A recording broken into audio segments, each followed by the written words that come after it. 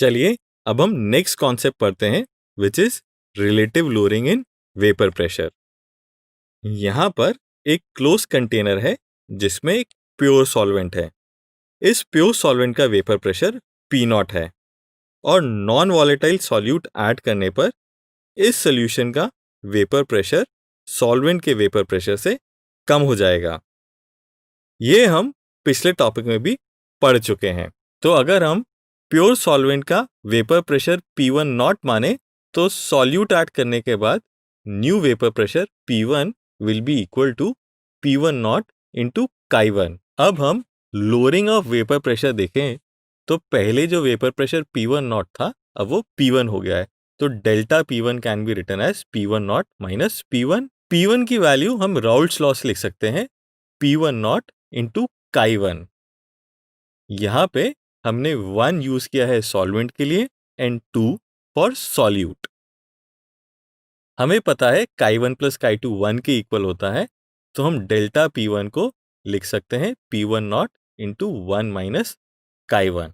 Rearrange करके we can write delta P1 is equal to P1 not into Chi2। 1 minus Chi1 को हमने Chi2 से substitute कर दिया है। फर्दर अगर हम रीअरेंज कर दें तो हम इसको इस प्रकार से लिख सकते हैं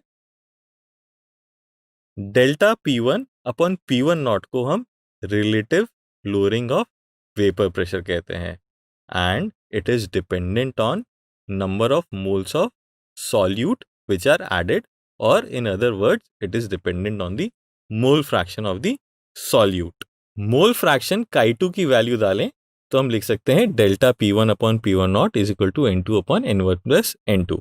now for a dilute solution number of solute particles would be very less than number of solvent particles। तो हम लिख सकते हैं N2 will be very less than N1।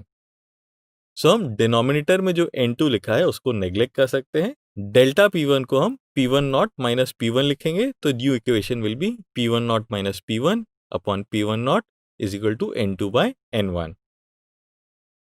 N2 और N1 को अगर हम वेट और मोल्स के टर्म्स में लिखें तो इक्वेशन कुछ इस प्रकार से बन जाएगी।